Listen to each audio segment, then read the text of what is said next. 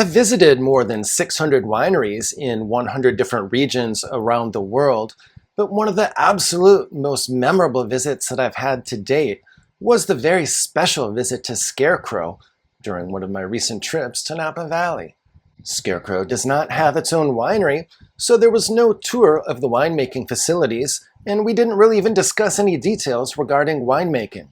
Instead, I was welcomed into the living room of the house that sits on the legendary and historic J.J. Cohn estate, where I met with Brett Lopez, who is the current owner of Scarecrow and J.J. Cohn's grandson. We were joined by co-founder Mimi de Blasio and some of the other key members of the Scarecrow team, and we enjoyed a bottle of the Double 100 Point 2019 Scarecrow.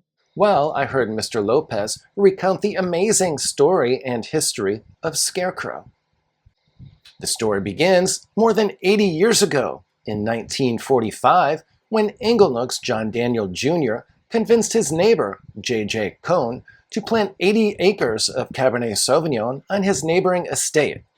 J.J. Cohn was busy working in Hollywood, making epic movies such as The Wizard of Oz, and so he had no interest whatsoever in becoming a winemaker.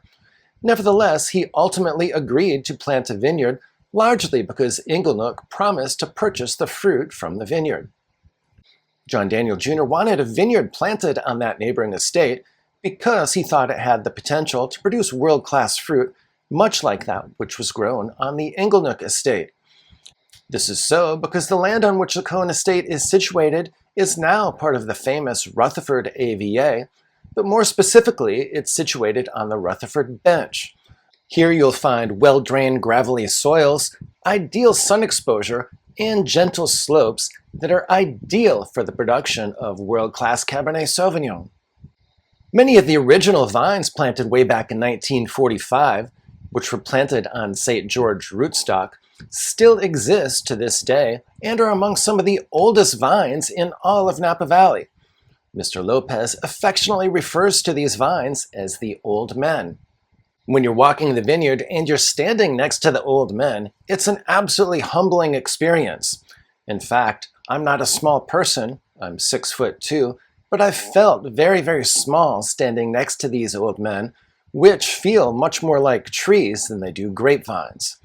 In fact, many of them are hollowed out, and there's lots of animals and wildlife that even live inside the hollowed out trunks. These historic vines produce extremely low yields, but the fruit that they do produce can add extraordinary complexity to a wine.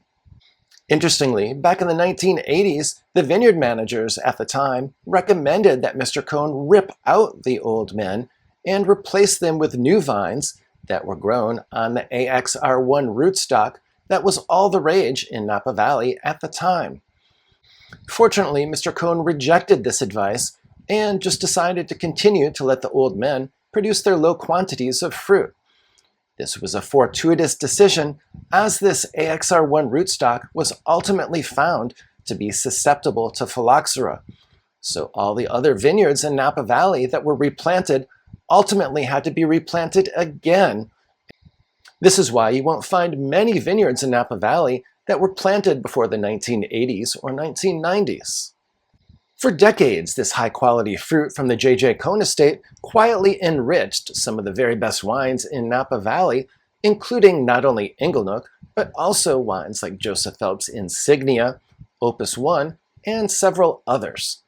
But in 2003, Brett Lopez and co-founder Mimi de Blasio assembled a dream team that included winemaker Celia Welch and ultimately decided to produce a wine that they called Scarecrow. Scarecrow was an instant success, and it was well received both by critics as well as wine collectors. Almost immediately, there was a very long waiting list. Scarecrow continues to produce one of the very best wines in Napa Valley and has had 4 different vintages with 100-point scores to date, including the Double 100-point 2019 vintage. But for me, it's not the lofty scores that make Scarecrow wine truly special. It's the authenticity. Specifically, it's the old men, the history, the family behind the wine, all of which combine to create a wine that feels deeply human. I've published dozens of videos about Napa Valley, all of which I'll link in the description below. But if you enjoyed this video and you'd like to learn about the rise of Super Tuscan wines in Italy, be sure to check out this video that's linked above.